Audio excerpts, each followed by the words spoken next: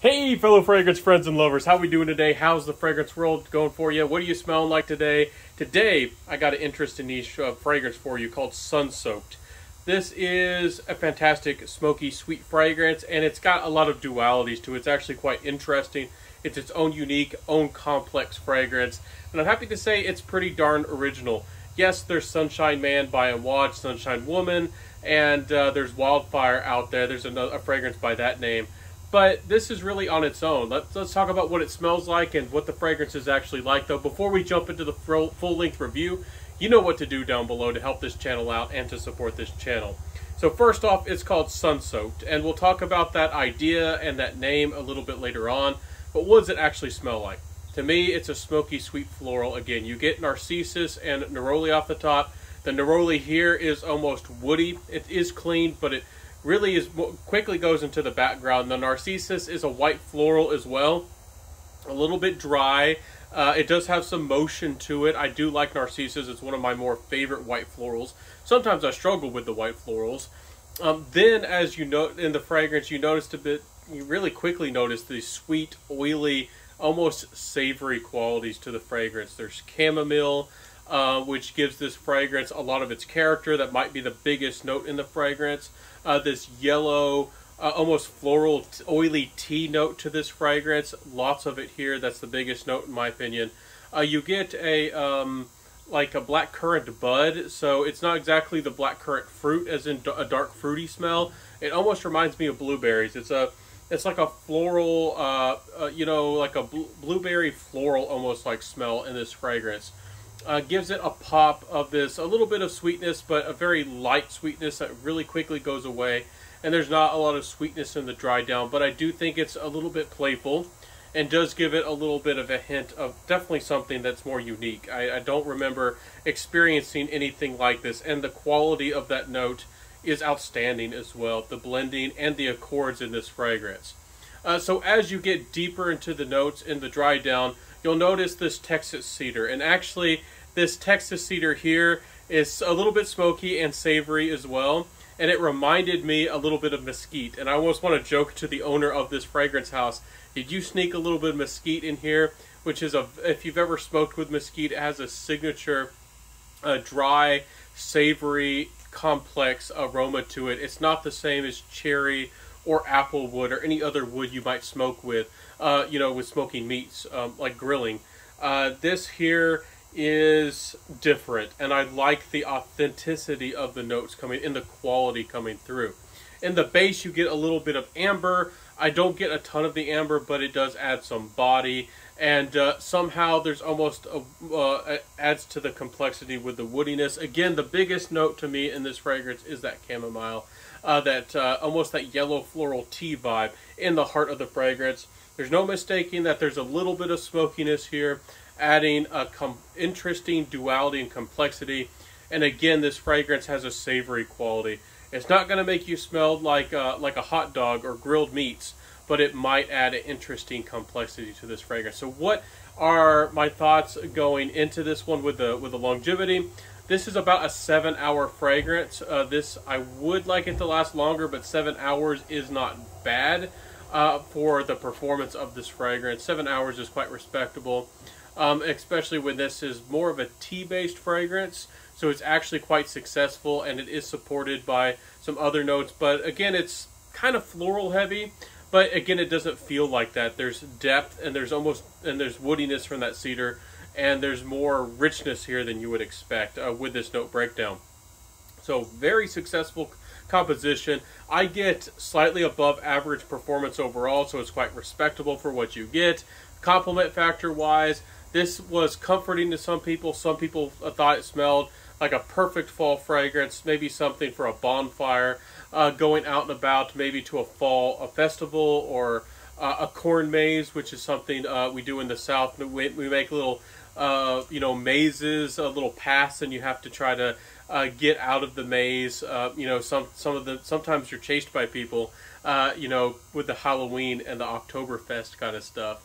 Anyways, this fragrance does give me those kinds of memories a little bit of smelling hay, a little bit of grilled, meats and stuff over there, and everything going on with everything from baked goods to apple cider. This does remind me a little bit of that. I don't know if this fragrance, with the name, let's get into the name and the price and the final details. Again, the compliment factor is decent here, but it's just comforting. It's not, and it's almost like a fragrance that almost feels like it's spicy without having the spice, if that makes sense as well. And again, a very unique tea-based fragrance, quite successful. Unique though, it's not for everybody. So the compliment factor, it's not a negative, but it's not the biggest complimented fragrance. But it was something that people felt was very original, and it didn't offend people. It's one that might confuse people, not because it's strange, just because it's a little bit different. So again, getting to my final thoughts and the price and all that. I think this is a unique fragrance, a little bit more for the niche connoisseur. If you're looking into niche fragrances that are mass appealing and you want them for compliments, you want a niche fragrance for fancy occasions, weddings, smelling like the CEO, smelling like the boss, or smelling like a fancy, elegant lady. This is more of an experience fragrance. Again, with the name of this fragrance, I mentioned we talk about that at the beginning of the video. I don't know, this might give you the idea of a tropical fragrance that the name SunSoaked, or it might make you think of like salty, musky skin, getting a tan like on the beach, maybe in that tropical direction. This does feel like something that's been burnt or hit with the sun, some wood that's been aged and just beaten down on a very hot day, and maybe it's beginning to smolder and beginning to catch on fire. That's what it smells like more to me. It doesn't exactly feel like sun-soaked skin or anything skin-like in that musky, salty, euphoric kind of way. It doesn't really go in that direction. I thought that is what might happen with this fragrance, especially because it was released a little bit earlier this year. I thought it might be an aquatic or a musky, salty like fragrance, or something you could layer, or an incognito, illusion musk maybe fragrance like that, being sun-soaked like a skin, like giving you that like maybe you got out of a tanning salon kind of feel. That's not what this fragrance again does. It's not what it does. So again, it's smoldering, about to catch on fire, very hot, kind of like wood and tea, and again, all those kind of memories and experiences that I tried to bring to you. So what are my final thoughts? It's 50 mils for about $130. To put that into perspective, that's a fair price. It's a little bit cheaper, I think, than some of the Francesca Bianchis and some of the other ones, and I think the blending and the quality is outstanding here. And again, I brought up Francesca Bianchi because if you like Francesca Bianchi, or if you felt that those were interesting or more complex, unisex fragrances, a lot of Francesca Bianchis are very unisex for the ladies. And they're not, that brand and this brand isn't exactly trying to be mass appealing and super simple for everybody to understand. They're not trying to be super strange, but they definitely have their own style. They definitely do have some, alluring and attractive natures about them. But they're trying to be, original, complex, high quality, and maybe a little bit avant-garde, a little bit unique, to the point where not everybody might like this fragrance. That's true. If you don't like savory stuff, and especially I know some people, they seem to be able to pick out anything smoky, or they dislike almost anything that has the smallest hint of smokiness. This is just a little bit smoky, not very much, but I could see somebody complaining that it makes them smell like a sweet smoky syrup, or I don't know, something like that. So I think that the value is here with this brand. I fell in love with Treachery, and they have Santal Austere, which is also fantastic. I think that this is very much worth trying. Again, if you like tea or complex tea fragrances. I don't know much of any fragrances that are nighttime. Again, this could work anywhere, anytime. But like evening wear tea fragrances, ones that become a little bit more complex and maybe, again, more of a little, not dark exactly, but you know what I'm saying, a little bit more for the night wear. I don't know of a lot of tea fragrances that have ever done anything like this. So if that sounds good to you, certainly worth trying, certainly worth checking out. SunSoaked here today. I'm happy to say is a good release, and you really should explore the whole house. They have one called Tempo Rubato if you like your chypras, and it has a little bit of that jazzy feel to it if you're a lady looking for almost a dark floral to I think it's a tobacco if I remember right.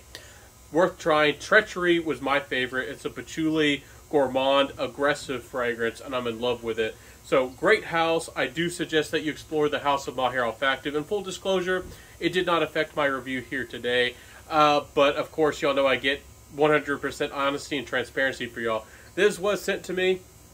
I mentioned that I'd like to review it, and but I didn't know if he was going to send me a sample or a bottle, and he did send me the bottle. I'm very grateful for that. So, but didn't influence my review here today. I bought a fragrance from him earlier, and wholeheartedly very happy with this fragrance and spoke very highly about it because Treachery was so darn good.